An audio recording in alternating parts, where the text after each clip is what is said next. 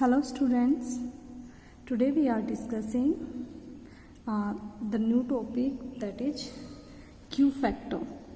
Okay, in our previous part we are discussing about the series resonance circuit, and in that part we are also find the frequency, resonant frequency we have to find for series resonant circuit. series resonant circuit में हमने पढ़ा था कि eight a particular frequency, एक particular frequency पे आपका current है वो मैक्सिमम हो जाता है और इम्पीडेंस मिनिमम हो जाता है।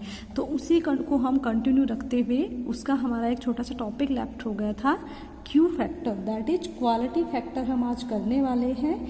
और उसके बाद हम करेंगे parallel resonant circuit.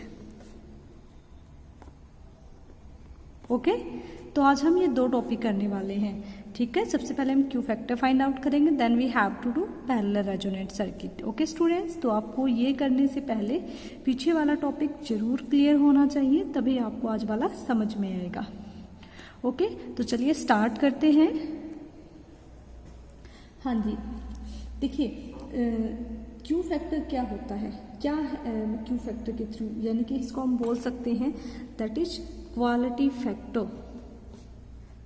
Quality factor, quality factor को ही हम क्यू फैक्टर बोलते हैं। ठीक है, जो हमने सीरीज रेजोनेंट सर्किट बनाया था, एक्सप्लेन किया था, तो अगर हमें इट इज ये होता क्या है, क्यों इसको हम यूज करते हैं। ठीक है, तो देखिए क्या करते हैं हम क्वालिटी फैक्टर से। It is use to determine the characteristic of, क्यों यूज किया जाता है, it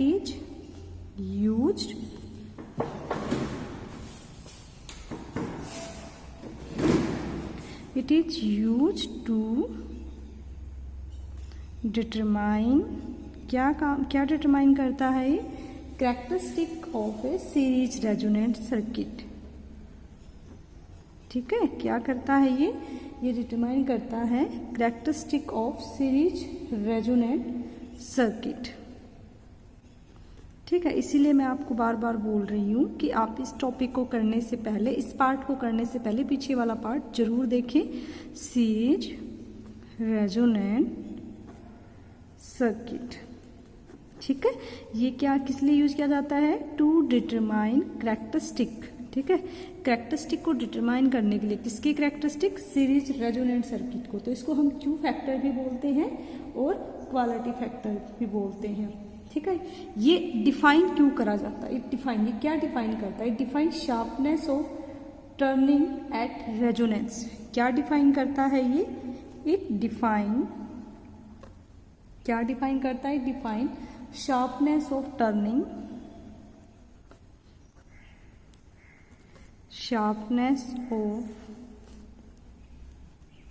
turning, okay, at resonance। ठीक है, रेजोनेंस पे कितना जो हमारा टर्निंग पॉइंट है, जब मैंने आपको ग्राफ बना के दिखाया था इस तरीके से, तो जो उसका वो टर्निंग पॉइंट है जहाँ पे वो रेज जो वेव है वो टर्न करती है, वो कितना शार्पली टर्न करती है, उस चीज़ को हमारा क्वालिटी फैक्टर डिफाइन करता है। ठीक है, तो इसके किस लिए यूज किया जाता है, it is use to determine characteristic of a series resonant circuit and it is defined as sharpness of turning at resonance. ठीक है, तो चलिए अब इसकी डेफिनेशन हम कर लेते हैं। क्या डिफाइन करता है ये आपको पता चल चुका है। तो quality factor of a series resonant circuit, ठीक है, देखिए quality Q factor of series resonant circuit, हमें क्यू फैक्टर निकालना है। किसका निकालना है, देखिए तो हमने स्टैंडर्ड पढ़ा है, अब हमें निकालना किसका है, क्यू फैक्टर। ठीक है, तो स्टैंडर्ड डेफिनेशन होती है। अब हमें क्यू फैक्टर निकालना है, किसका, Q factor of series resonant circuit. ठीक है, तो हमें क्यू फैक्टर किसका निकालना है, सीरीज रेजोनेंट सर्किट का फाइंड आउट करना है। और इसको हम कैसे दिखाएंगे, इट इज डिफाइंड एज, इसको हम कैसे डिफाइन करेंगे, it is defined as ratio of voltage developed ठीक है, इसको हम कैसे डिफाइन करेंगे? It is define the ratio of the voltage develop across inductance और कैपेसिटेंस, अक्रॉस इंडक्टेंस और कैपेसिटेंस, ओके, एट रेजोनेंस। ठीक है, रेजोनेंस पे, जब हमारा रेजोनेंस अकर होगा, ठीक है, at resonance to impressed voltage, okay, और you can say to apply voltage, कि हम कितनी वोल्टेज अप्लाई करते हैं। ठीक है, क्लियर? तो that is mathematically we can say that, तो हम इसको क्या कहेंगे बेटा? तो वी कैन से दैट, तो इसको हम बोल सकते हैं that is Q is equal to voltage across L और C, L और C के अलोंग वोल्टेज, और नीचे हम लिखेंगे अप्लाइड वोल्टेज। क्या लिखेंगे? Applied voltage. ठीक है, जो हमने वोल्टेज अप्लाई करी है और जो इनके अलोंग वोल्टेज जनरेट हुई है, उन दोनों के रेशियो को हम क्या बोलते हैं? क्यू फैक्टर बोलते हैं। ठीक है, क्या बोलेंगे? Q factor. ओके, तो अब इसमें आपकी अपनी चॉइस है कि आप इंडक्टर वाला चूज करते हो या कैपेसिटर वाला चूज करते हो, आपकी अपनी मर्जी, इससे कोई फर्क नहीं पड़ता। ठीक है, तो सपोज करो मैंने जो वोल्टेज ली है वो इंडक्टर वाली चूज करी है। ठीक है, आप कैपेसिटर वाले भी चूज कर सकते हो, दोनों से सेम रिजल्ट आएगा, कोई दिक्कत नहीं है। तो मैं ये ले लेती हूँ, तो अपना क्यू क्या हो जाएगा? तो एट रेजोनेंस पे, जब रेजोनेंस अकर होता है तो ओमेगा ओमेगा आर के इक्वल होता है, this is our resonant frequency. तो क्यू क्या हो जाएगा इसके अकॉर्डिंग? इसके according voltage omega R L into I. ठीक है, क्यों हो गया है? देखिए, आपको पता है कि हमारा जो ये होता है वोल्टेज V क्या होता है? आई आर के इक्वल होता है। ठीक है, ओके, ठीक है, इस वजह से हम क्या कह रहे हैं कि ये अपना V आ जाएगा I इंटू आर, और इसका R क्या होता है? XL, और XL किसके इक्वल होता है? ओमेगा आर एल के। ठीक है, अब नीचे देखिए अप्लाइड वोल्टेज, हमने क्या वोल्टेज अप्लाई करी है? तो वो हमने अप्लाई करी है IR, ये हमारी क्या है? अप्लाइड वोल्टेज है। ठीक है, हमें नीचे रेजिस्टेंस वाली वोल्टेज लेनी है।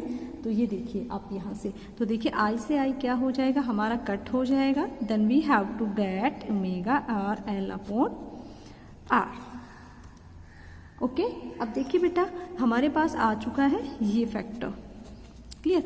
अब हम क्या करेंगे इसकी जगह, क्योंकि इसकी वैल्यू हम ऑलरेडी फाइंड आउट कर चुके हैं, हमने अपने पिछले पार्ट में करा है, इसकी वैल्यू हम ऑलरेडी फाइंड आउट कर चुके हैं। सो क्योंकि वी नो दैट जो आपका ओमेगा आर है, ठीक है, वो क्या हो जाएगा? तो हमें इसकी वैल्यू, अब आपको ये अगर नहीं पता है कि ये वैल्यू कैसे आई है, तो इसके लिए आप प्रीवियस पार्ट को फॉलो कीजिए। तो हमें पता है ओमेगा आर 1/√LC होता है, तो हम इसकी जगह क्या करेंगे? इस वैल्यू को यहाँ पे पुट कर देंगे। पुट करने के बाद we are getting Q is equal to, देखिए L/R तो U का U है, ओके, और यहाँ पे हम क्या पुट कर देंगे? 1/√LC। ठीक है, और देखिए इसके बाद क्या हो जाएगा ये आपका, अब देखो यहाँ पे आप इसको हम ऐसे भी लिख सकते हैं L/R into 1/√L into √C। तो देखिए ये कट जाएगा, तो यहाँ पे क्या बचेगा आपका? √L बचेगा। ओके, और इसके बाद क्या हो जाएगा आपका? इसके बाद आपका हो जाएगा Q इज इक्वल टू, ये आपका बनेगा 1/R√L upon C। Okay, √L upon C। तो देखिए ये क्या आ गया आपका? एक क्वालिटी फैक्टर की वैल्यू आ गई, that we want to find out. तो this is the quality factor of a series resonant circuit. ठीक है, और ये हमने तब कंसिडर करा है जब हमने क्या ली थी? वो वोल्टेज अक्रॉस इंडक्टर ली थी। आप अलोंग कैपेसिटर भी निकाल सकते हैं। ठीक है, इससे कोई फर्क नहीं पड़ेगा, मैं आपको बता देती हूँ साइड में, अगर कोई बच्चा इससे फाइंड आउट करे तो I just give you hint. अगर आप कैपेसिटर वाले लोगे तो ये आपका आ जाएगा 1/R सी ओमेगा आर। ठीक है, ये जब हम कैपेसिटर वाली वोल्टेज यहाँ पे लेंगे तो इसको आप खुद ट्राई कीजिएगा। ठीक है, ओमेगा आर की वैल्यू यही हम पुट करेंगे और इस तरीके से इसका रिजल्ट आप फाइंड आउट कर सकते हो। ठीक है, तो आपने यहाँ से क्या देखा कि Q is just a number. Q क्या है? एक नंबर है। ठीक है, Q क्या है? बेसिकली एक नंबर है। यहाँ पे आप इसको यहाँ पे देख सकते हो। ओके, तो Q को हम क्या कह सकते हैं? It is also taken as voltage multiplication factor of circuit. ठीक है, इसको हम कैसे ले सकते हैं? वोल्टेज मल्टीप्लीकेशन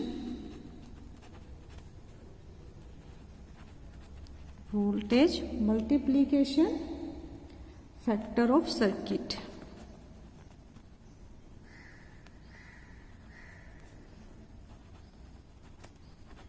ठीक है, इसको वोल्टेज मल्टीप्लिकेशन फैक्टर भी आप बोल सकते हैं। तो देखिए, ये हमने क्या कर दिया है? क्वालिटी फैक्टर को फाइंड आउट कर दिया है।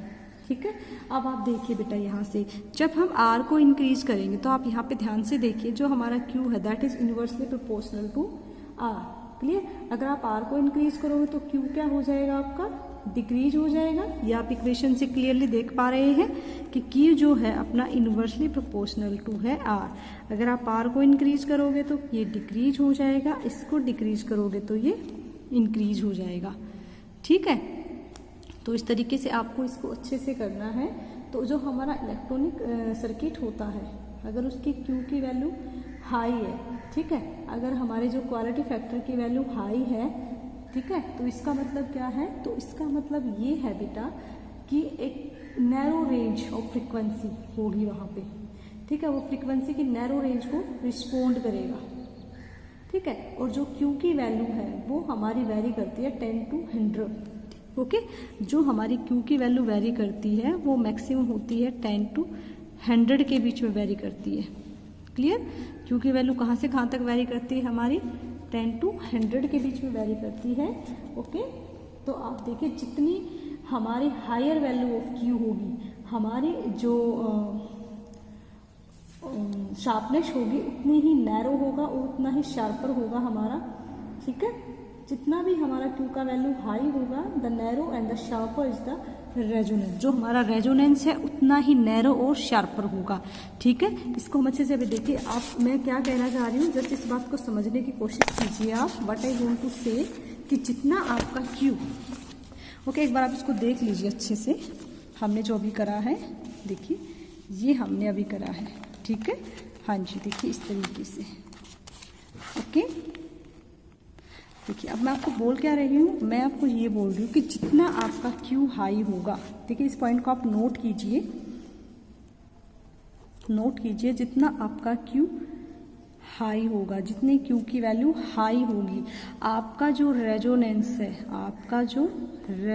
है उतना ही शार्पर बनेगा। क्या बनेगा? रेजोनेंस कैसा होगा? शार्पर होगा आपका और नैरो होगा।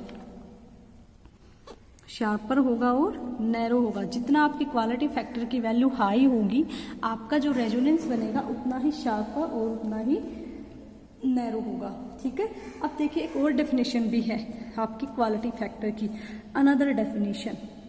ठीक है, एक और तरीका है जिससे आप इसको डिफाइन कर सकते हो। किसको? आप क्वालिटी फैक्टर को एक और तरीके से भी डिफाइन कर सकते हैं। तो चलिए देखते हैं उसको हम कैसे डिफाइन करेंगे। अब मान लो आपने क्या करा, कोई ओमेगा की वैल्यू को कंसीडर कर लिया। ठीक है, और उसका जो एम्पलीट्यूड है उसके लिए भी आपने कोई सी फिक्स वैल्यू ले ली है।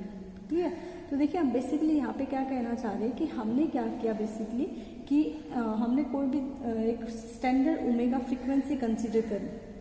ओके, और हमने बोला कि हमने जो स्टैंडर्ड ओमेगा फ्रीक्वेंसी कंसीडर करी है, अब उसकी कुछ ना कुछ वैल्यूज तो रही होंगी। सपोज करो इधर पहले इसकी वैल्यू ओमेगा 1 रही है, उसके बाद उसकी वैल्यू ओमेगा 2 रही है।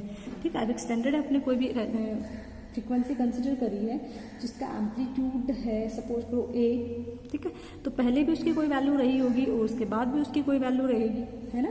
तो ओमेगा 1 एंड ओमेगा 2 हमने माना कि जो ओमेगा 1 एंड ओमेगा 2 है कुछ ऐसी इसकी फ्रीक्वेंसी है। ठीक है, one and smaller and other is greater than omega. ठीक है, ये ओमेगा से बड़ी है और ये ओमेगा से छोटी है। ठीक है, ओमेगा क्या है? हमारी रेजोनेंट फ्रीक्वेंसी है। ये क्या है? आपकी रेजोनेंट फ्रीक्वेंसी है। ओके, तो हम बेसिकली क्या कह सकते हैं, तो आप बेसिकली यहाँ पे कह सकते हो कि जो ओमेगा होगा आपका, क्लियर, तो जो आपका ओमेगा 1 अगर आप बात करें, ओमेगा 1 यहाँ से क्या हो जाएगा, देखिए अगर हम बात करते हैं कि जो आपका ये ओमेगा है, क्लियर, इसको हम क्या बोल सकते हैं, इसको हम रेजोनेंट फ्रीक्वेंसी बोल सकते हैं। तो ये ओमेगा आर के इक्वल भी हो सकता है। ओके, अगर आप यहाँ से ओमेगा 1 की वैल्यू निकालना चाहोगे, ओमेगा 1 की अगर हम वैल्यू निकालना चाहेंगे तो हम क्या कहेंगे, omega R minus del omega. ये डेल ओमेगा क्या है, दिस इज द डिफरेंस। देखिए बेटा, क्योंकि ये है जो ओमेगा 1 इससे छोटा है, कितना छोटा है हमें नहीं पता ना, क्लियर, ये क्या है, इसको आप ओमेगा आर भी लिख सकते हो, एक ही बात है। ये जो क्वांटिटी है ये इससे छोटी है, कितनी छोटी है, suppose this is del L, clear. अब देखिए ओमेगा 2, तो ओमेगा 2 को हम यहाँ से क्या सकते हैं, इससे कुछ ना कुछ अमाउंट में बड़ा है, ये इससे कुछ ना कुछ अमाउंट में बड़ा है, तो हम ये कह सकते हैं सपोज ये इससे डेल ओमेगा बड़ा है ना, हो सकता है कि इससे डेल ओमेगा बड़ा हो, इसमें समथिंग हम ऐड करेंगे तभी तो ओमेगा 2 आएगा। सपोज करो अब यहाँ पे है ना, आप सपोज कर लो यहाँ पे 4 है, यहाँ पे आपका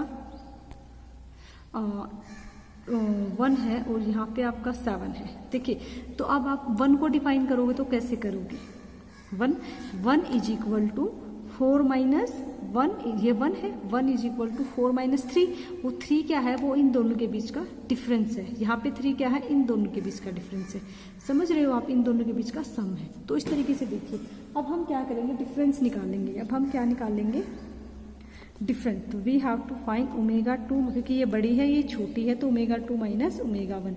जब हम ओमेगा 2 माइनस ओमेगा 1 करेंगे, ओके, तो देखिए इनको सब्ट्रैक्ट करते हैं। सब्ट्रैक्ट करने के बाद you can say omega R plus del omega minus omega R minus del omega, ठीक है। तो ये आपका क्या हो जाएगा, omega R plus del omega minus omega R plus del omega, ये कैंसिल आउट हो जाएगा। तो आपके पास आया 2 डेल ओमेगा। ये क्या आ गया, इन दोनों फ्रीक्वेंसी का डिफरेंस आ गया, ठीक है। क्या आ गया, इन दोनों फ्रीक्वेंसी का आपके पास डिफरेंस आ गया है, ठीक है। इस डिफरेंस को हम क्या कहते हैं, जो ये हमारे पास डिफरेंस आया इसको हम कहते हैं बैंड विड्थ। क्या कहते हैं बेटा, बैंड विड्थ। जो ये हमारे पास डिफरेंस आया है इसको हम क्या कहते हैं, बैंड विड्थ, क्लियर, समझ रहे हैं आप। और जो ये हमारे पास क्वांटिटी है, ओके, जो ये हमारे पास क्वांटिटी है omega R upon 2 del omega, इसको हम बोलते हैं शार्पनेस यानी कि क्यू फैक्टर। और देखिए यहाँ पे एक क्वांटिटी हमारी बनेगी, क्या बनेगी, omega R upon 2 del omega, ठीक है। इसको हम बोलते हैं Q factor. You don't need to find out, आपको फाइंड आउट करने की जरूरत नहीं कि कैसे आया, सीधा आपके सिलेबस में ऐसे ही बोला हुआ, हायर क्लासेज में आपको डिफाइन करोगे ज़्यादा अच्छे से। तो देखिए ये तो आपका होता है बैंड विड्थ, क्लियर। जब हमने ग्राफ बनाया था तब आपने इसको अच्छे से भी समझा था बेटा। देखिए ये आपका ओमेगा आर मैंने बताया था, ये ओमेगा 1 बताया था, ओमेगा, तो इन दोनों के बीच का जो डिफरेंस है वो हमने फाइंड आउट किया 2 डेल ओमेगा, इसी को हम बोलते हैं बैंड विड्थ। ओके बेटा, ये किसके बीच में बनाया था हमने, ये बनाया था आई और ओमेगा के बीच में, ओके, हाँ जी। तो देखिए ये आपको पता चल गया। तो this is the another definition of Q factor, यानी कि Q factor of resonant circuit, the ratio of resonant angular frequency to the bandwidth. क्या है ये, ratio of resonant angular frequency. देखिए ये क्या है आपके पास, रेजोनेंट एंगुलर फ्रीक्वेंसी, और ये क्या है, बैंड विड्थ, क्लियर। तो आप क्या कह सकते हो कि जो क्यू फैक्टर है वो क्या है। देखिए एक तो आपने अभी डिफाइन किया था क्यू फैक्टर को, क्लियर। एक हमने दूसरे तरीके से डिफाइन किया, Q factor is equal to resonant angular frequency upon bandwidth, ठीक है। बैंड विड्थ किसकी है, ये ऑफ द सर्किट, जो भी आपके पास सर्किट अवेलेबल है उसकी बैंड विड्थ है ये, ठीक है। तो आप इसको इस तरीके से भी डिफाइन कर सकते हो और दूसरे तरीके से भी डिफाइन कर सकते हो, वो आपकी अपनी चॉइस है, क्लियर। देखिए अब हम क्या करते हैं, अब हम बात करते हैं पैरेलल रेजोनेंट सर्किट की, ठीक है। तो होप आपको ये सारा अच्छे से समझ आ गया है। अब हम बात करते हैं पैरेलल रेजोनेंट सर्किट की। हाँ जी स्टूडेंट, तो अब हम बात कर रहे हैं पैरेलल रेजोनेंट सर्किट की। क्वालिटी फैक्टर होप आपको अच्छे से क्लियर हो गया होगा। अभी हमने क्वालिटी फैक्टर को डिफाइन किया है दो तरीके से। एक में हमने डिफाइन करा कि क्वालिटी फैक्टर क्या करता है, characteristic of series resonant circuit की मेजर करेगा, ठीक है। और एक हमने उसको बैंड विड्थ की फॉर्म में भी एक्सप्लेन किया है, एक हमने एलसी सर्किट की फॉर्म में भी एक्सप्लेन किया है। तो चलिए वो हम कर चुके हैं उसको। अब हम नेक्स्ट करते हैं हमारा पैरेलल रेजोनेंट सर्किट, ठीक है। तो पैरेलल रेजोनेंट सर्किट क्या होता है बेटा, देखिए पहले इसकी डेफिनेशन देख लेते हैं हम। A parallel resonant circuit consist of a coil of inductance L and capacitor of capacity C joined in parallel to a source of alternating EMF।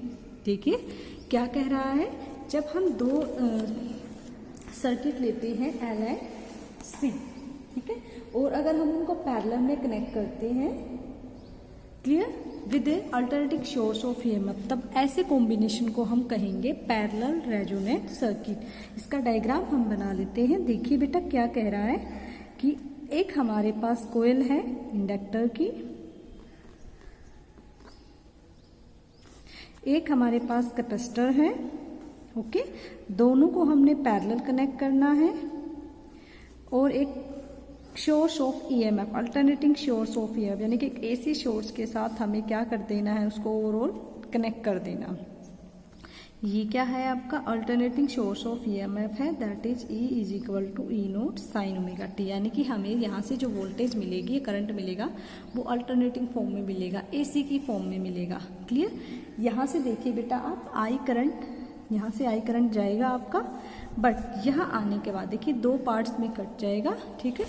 एक हमारा कैपेसिटर में चला जाएगा कुछ भाग करंट का, और कुछ भाग करंट का इंडक्टर में चला जाएगा। तो देखिए जो कैपेसिटर में हमारा जाएगा, क्लियर, कैपेसिटर में ये आपका इंडक्टर है और ये आपका कैपेसिटर है, तो यहाँ पे जो आपका करंट जाएगा दिस इज IL, और यहाँ पे जो करंट जाएगा दिस इज IC, क्लियर। और जब बाहर आएगा तो सेम करंट आएगा दोनों साइड से IC, ओवरऑल कंडक्टर फिर से I टोटल करंट हो जाएगा। तो इस तरीके से ये पूरी प्रोसेस चलती रहेगी, क्लियर। तो देखिए EMF तो दोनों का सेम है, बट जो करंट है वो दोनों में डिफरेंट है। इसमें हमें IL फाइंड आउट करना पड़ेगा और इसमें IC। अब देखिए जो इंडक्टर है उसमें जो हमारा कैपेसिटिव रिएक्टेंस है वो रहेगा X से L, क्लियर, और इसमें जो हमारा कैपेसिटिव रिएक्टेंस रहेगा वो रहेगा XC, ओके। तो चलिए बेटा अब इसको आगे सोल्व करते हैं। होप आपको डायग्राम अच्छे से क्लियर हो गया है बेटा। हाँ जी, देखिए जो हमने EMF इस पे अप्लाई करा है, EMF है E is equal to E naught sine omega t, this is our equation 1। अब हम सबसे पहले बात करते हैं इंडक्टर की। तो इन इंडक्टर, देखिए इंडक्टर में हम जब पहले जो आपने स्टार्टिंग मैंने आपको इस चैप्टर को जब हमने शुरू किया था, तो मैंने आपको 6 केस करा रखे हैं, जिसमें हमने इनको अलग अलग भी पढ़ रखा है और एक जॉइंट ग्रुप में पढ़ रखा। तो जब हमने अकेले इंडक्टर को स्टडी किया था, क्लियर, इंडक्टर और कैपेसिटर को, तो आपने क्या देखा था कि इंडक्टर में क्या होता है, जो I है वो लैग करता है बाई V, यानी कि I पीछे रहता है वोल्टेज से, कितने फेज एंगल से, π/2 से। अगर आपको ये नहीं समझ आ रहा है कि ये कैसे हो रहा है, तो आप प्रीवियस वीडियोज को देखिए, जब इंडक्टर वाला मैंने करा रखा है। होप आपको वहां से वीडियो देखने के बाद ये क्लियर हो जाएगा कि कैसे हो रहा है। तो देखिए एट किसी भी पर्टिकुलर टाइम पे हम बोलते हैं कि I जो हमारा होगा, बिकॉज इसमें से जो करंट पास हो रहा है, ओके, इसमें से जो करंट पास हो रहा है वो इंडक्टर में से पास हो रहा है, तो हम पहले IL निकाल लेंगे और सेम टाइम पे ही हम IC निकालेंगे। पहले हम IL फाइंड आउट करते हैं। तो देखिए IL क्या हो जाएगा, E नोट बाई XL, क्योंकि I क्या होता है E/R, तो E नोट बाई XL, ये हो गया I नोट की वैल्यू हो गई हमारी साइन ओमेगा टी माइनस π/2, क्योंकि इसमें देखिए I क्या है, π/2 से पीछे है, ये तो E हो गया ना हमारा, है ना, और इससे π/2 पीछे कर दिया हमने IL में, और कैपेसिटर में क्या हो जाएगा, π/2 अपना I आगे हो जाएगा, ठीक है। तो जब हम कैपेसिटर की बात करते हैं, ओके, जब आप कैपेसिटर की बात करेंगे तो कैपेसिटर में क्या करेगा, जो आपका I है वो लीड करेगा वोल्टेज को π/2 से, ठीक है। अगर लीड करेगा तो आपका IL क्या हो जाएगा बेटा, देखिए आपका जो IL है वो हो जाएगा, सॉरी IC कैपेसिटर में होगा, तो ये आपका हो जाएगा E naught by XC, just, हाँ जी, sine omega T plus pi by 2। तो देखिए इस तरीके से हमारे पास 3 इक्वेशन आ चुकी हैं एंड वी नो दैट देखिए बेटा आप ध्यान से देखिए इस डायग्राम को, जो टोटल करंट है वो किसके इक्वल है, I is equal to I L plus I C. ठीक है, तो यहाँ पे जो टोटल करंट होगा, जो टोटल करंट है, टोटल करंट मीन्स हम किसकी बात कर रहे हैं, आई, वो किसके इक्वल होगा, I L plus I C. This is our total current. Okay, तो हम क्या करते हैं, चलो टोटल करंट फाइंड आउट कर लेते हैं। अब हम क्या करते हैं, this is our equation 4, put value of I L and I C in above equation. ठीक है, इस इक्वेशन में हम आई एल और आई सी की वैल्यू को पुट कर देते हैं बाय यूजिंग इक्वेशन 2 एंड 3। ठीक है, सेकंड थर्ड का यूज करते हैं हम, यहाँ पे वैल्यूज को पुट कर देते हैं। तो देखिए हम वैल्यू पुट कर देते हैं बेटा। हाँ जी, देखिए आई क्या हो जाएगा आपका, आई हो जाएगा आई सी प्लस एक्स सी, आपको ऑलरेडी पता है। तो I is equal to I L की वैल्यू पुट करते हैं E naught by X L sine omega T minus pi by 2। Okay, plus I C कितना है, E naught by X C sine omega T plus pi by 2। Okay, ये आपका हो जाएगा total current. अब इसको हम सोल्व कर लेते हैं। देखिए बेटा, sign omega T minus pi by 2, ये क्या हो जाएगा आपका माइनस कोस ओमेगा टी, और ये क्या हो जाएगा कोस ओमेगा टी। ठीक है, चलिए तो ये क्या हो जाएगा आपका ई नोट बाय एक्स एल, ये हो जाएगा minus cos omega T. Clear, maths में आप लोगों ने अच्छे से पढ़ रखी इन सब चीज़ों को, होप आपको ज़्यादा एक्सप्लेन करने की नीड नहीं है। ठीक है, मैथ्स में आपने सारे फैक्टर्स को बहुत अच्छे से किया हुआ है। ओके, जस्ट ए सेकेंड बेटा। हाँ जी, अब देखिए, तो मैथ्स में आपने इन फैक्टर्स को कर रखा है कि sign omega T minus pi by 2। ठीक है, प्लस ये ई नोट बाय एक्स सी, और ये हो जाएगा आपका कोस ओमेगा टी। ठीक है, ये कैसे आया आपको पता है, साइन 90 प्लस थीटा क्या होता है, साइन 90 थीटा माइनस 90 क्या होता है। ठीक है, ओके, तो अब देखिए हम क्या करेंगे बेटा, अब हम करेंगे ई नोट को कॉमन ले लेंगे और कोस ओमेगा टी को दोनों में से कॉमन ले लेते हैं। देखो जो ई नोट है यहाँ पे भी है, यहाँ पे भी है, कोस ओमेगा टी यहाँ भी है, यहाँ भी है, तो दोनों में से क्या कर लेते हैं, इसको कॉमन फाइंड आउट कर लेते हैं। तो चलिए इसको कॉमन फाइंड आउट कर लेते, कॉमन निकाल लेते हैं।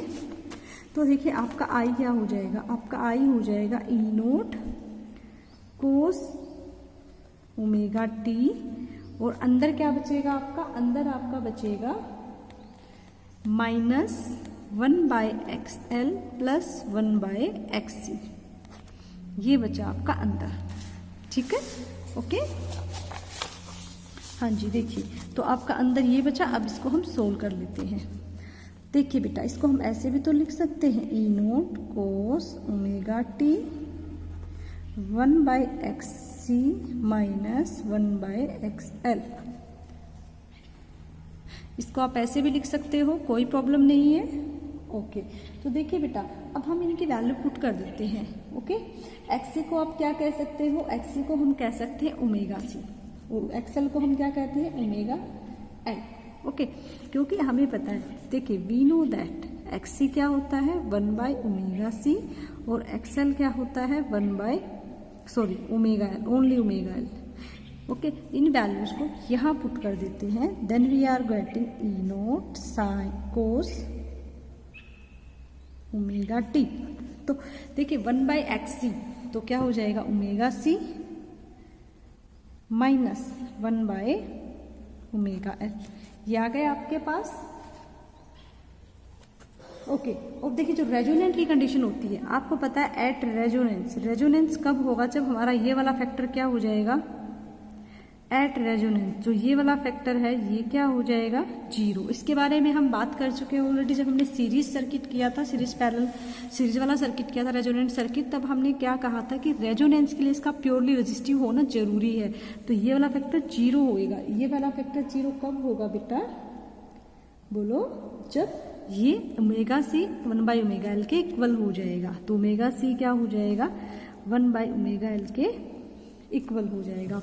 और इस टाइम पे एट रेजोनेंस जो आपकी फ्रीक्वेंसी है वो किसके इक्वल हो जाएगी, रेजोनेंस फ्रीक्वेंसी के इक्वल हो जाएगी। तो आप क्या कह सकते हो, ठीक है, आप क्या कह सकते हो, इसको ओमेगा को ओमेगा आर भी बोल सकते हो, एक ही बात है।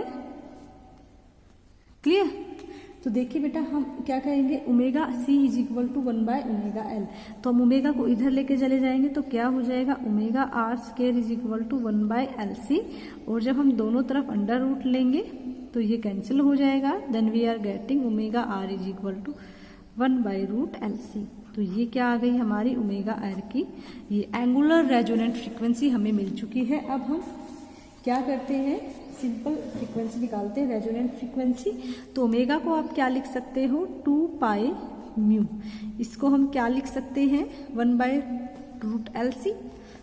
म्यू की वैल्यू निकालोगे तो म्यू क्या हो जाएगा यहाँ से 1/2π√LC। तो ये क्या है आपकी, ये है आपकी फ्रीक्वेंसी ऑफ अल्टरनेटिंग ईएमएफ। ठीक है, जो हमने अल्टरनेटिंग ईएमएफ अप्लाई करा था that is E is equal to E0 sin ω2। जो ये हमारी फ्रीक्वेंसी है ये हमने अभी फाइंड आउट करी है 1/√LC। और इसमें जो लीनियर वेलोसिटी है हमारी, सॉरी जो लीनियर फ्रीक्वेंसी है, ठीक है, तो this the frequency of applied alternating EMF. Clear? और जो हमारी जो हमने अप्लाई करी थी फ्रीक्वेंसी वो किसके इक्वल हो चुकी है, रेजोनेंट फ्रीक्वेंसी के इक्वल हो चुकी है। ठीक है, तो रेजोनेंस यहाँ पे अकर हो जाएगा। सॉरी मैंने, आप इसको ऐसे भी लिख सकते हो, आपकी अपनी चॉइस है, सिंपली आपकी चॉइस है आप कैसे इसको लिखना चाहते हैं। तो देखिए this is called parallel resonant frequency. Clear? क्या कहेंगे इसको, पैरेलल रेजोनेंट फ्रीक्वेंसी। तो अंडर दिस कंडीशन, इस कंडीशन में होता क्या है, हमारा parallel resonant circuit series resonant circuit के बिल्कुल अपोजिट है बेटा। इसका जो हम ग्राफ बनाएंगे आई और फ्रीक्वेंसी के बीच में, तो चलिए इसका ग्राफ बना लेते हैं एक बार। देखिए जो इसका हम ग्राफ बनाएंगे पैरेलल के बिल्कुल अपोजिट बनेगा। क्लियर? यहाँ पे आई लेना है हमें, यहाँ पे हमारी फ्रीक्वेंसी रहेगी। इसका जो ग्राफ बनेगा वो कुछ इस तरीके का बनेगा। ज़्यादा डीपली इसकी जो एक्सप्लेनेशन है वो हम करेंगे हायर क्लासेज में। ठीक है, अब देखिए इस केस में क्या होता है, जब एट रेजोनेंस, रेजोनेंस पे क्या होगा, जो आई है आपका मिनिमम हो जाएगा और जो जेड है वो आपका क्या हो जाएगा, मैक्सिमम हो जाएगा। ठीक है, यानी कि इम्पीडेंस आपका क्या हो जाएगा, मैक्सिमम हो जाएगा एट रेजोनेंस। तो रेजोनेंस यानी कि इस फ्रीक्वेंसी पे देखिए आप, आपका जो आई है वो क्या है, मिनिमम है। आप खुद देख सकते हैं जब आपकी फ्रीक्वेंसी हाई है तो करंट भी ज़्यादा है, जब आपकी फ्रीक्वेंसी बिल्कुल लो हो गई है तो करंट भी देखिए क्या हो गया, बिल्कुल जीरो हो गया है। ठीक है, तो under this condition we can show I 0 at parallel resonant frequency. Okay, the resonant circuit does not allow any current to flow through. जो पैरेलल रेजोनेंट सर्किट है रेजोनेंट के टाइम पे अपने में से किसी करंट को पास नहीं होने देता, और जो इम्पीडेंस है वो क्या हो जाता है हमारा, मैक्सिमम। और देखिए इसको यूज कहाँ क्या करते हैं, इसको हम करते हैं ट्रांसमिटिंग सर्किट में यूज। ठीक है, कहाँ यूज करते हैं हम इसको, इसके यूजेज हम कर लेते हैं यूज इन ट्रांसमिटिंग सर्किट। ठीक है, इसका हम यूज करते हैं ट्रांसमिटिंग सर्किट में। क्लियर? ट्रांसमिटिंग सर्किट्स में इसका हम यूज करते हैं। क्लियर? कहाँ यूज करते हैं, ट्रांसमिटिंग सर्किट्स में। क्यों यूज करते हैं, एक्सप्लेनेशन इसकी हायर क्लासेज में है। अभी जो बोर्ड्स के अकॉर्डिंग आपका इंपॉर्टेंट है आप वहीं कीजिएगा। ओके, तो देखिए इसमें जो आपसे क्वेश्चन पूछा जाएगा तो पैरेलल रेजोनेंट सर्किट्स में आपको रेजोनेंट फ्रीक्वेंसी आपसे फाइंड आउट कराई जाएगी, फिर आपको ये ग्राफ बना के दिखाना है और आपको एक कंडीशन बतानी है कि इसमें हमारा आई मिनिमम हो जाएगा रेजोनेंट फ्रीक्वेंसी पे और इम्पीडेंस क्या हो जाएगा आपका, मैक्सिमम हो जाएगा। यूजेज कहाँ है इसके, ट्रांसमिशन सर्किट्स में इसका हम यूज किया जाते हैं। एक्चुअली करते क्या है ये देखिए, आपने खुद देखा ये करंट को क्या कर रहे हैं, अपने में से अलाउड नहीं कर रहे हैं ना, करंट को पास नहीं होने दे रहे हैं। तो ये क्या करते हैं, ये रिजेक्ट कर देते हैं। जो पैरेलल रेजोनेंट सर्किट्स होते हैं वो क्या कर देते हैं, they reject current corresponding to parallel resonant frequency. ठीक है, तो ये क्या करते हैं एट पैरेलल रेजोनेंट फ्रीक्वेंसी। ठीक है, जब पैरेलल रेजोनेंट फ्रीक्वेंसी होती है उस टाइम पे दीज सर्किट्स या दे रिजेक्ट करंट। ठीक है, क्या करेंगे, करंट को रिजेक्ट कर देंगे, यानी कि करंट को क्या बना देंगे, करंट को जीरो बना देंगे। And allow other frequency to force through, और दूसरी फ्रीक्वेंसी को अपने में से पास होने देंगे। Such circuit are called filter circuit और रिजेक्टर सर्किट। ठीक है, इस तरह के जो सर्किट्स होते हैं जो करंट को रिजेक्ट कर देते हैं एक पर्टिकुलर फ्रीक्वेंसी पे, उनको हम बोलते हैं फिल्टर सर्किट। क्या बोलते हैं, फिल्टर सर्किट, या आप इसको बोल सकते हो रिजेक्टर सर्किट। ठीक है, देखिए बेटा जब मैं बोल रही हूँ उसको अब भी आप साथ साथ लिखते जाइए। देखिए मैं क्या कह रही हूँ, द सर्किट, और यू कैन से the circuits which reject current eight a particular frequency. ठीक है, it's called filter circuit, you can से ejector circuit, even you can से एंटी रेजोनेंट सर्किट। इसको हम क्या बोल सकते हैं, एंटी रेजोनेंट सर्किट भी बोल सकते हैं। ठीक है, एंटी रेजोनेंट सर्किट। ठीक है, तो देखिए बेटा आई होप आपको ये सारा अच्छे से क्लियर हो रहा है। तो आज हमने बात करी क्वालिटी फैक्टर के बारे में, और हमने बात करी है पैरेलल रेजोनेंट सर्किट के बारे में। ठीक है, तो दोनों में डिफरेंस आपको क्लियर हो गया होगा। वैसे मैं आपको एक छोटी सी टेबल यहाँ पे शो भी कर दूंगी जब आप वीडियोज आपको मिलेंगी, जिसमें आप उसके डिफरेंस को अच्छे से क्लियर अप कर पाएंगे। So hope this is very helpful for you students. Thank you so much, have a nice day.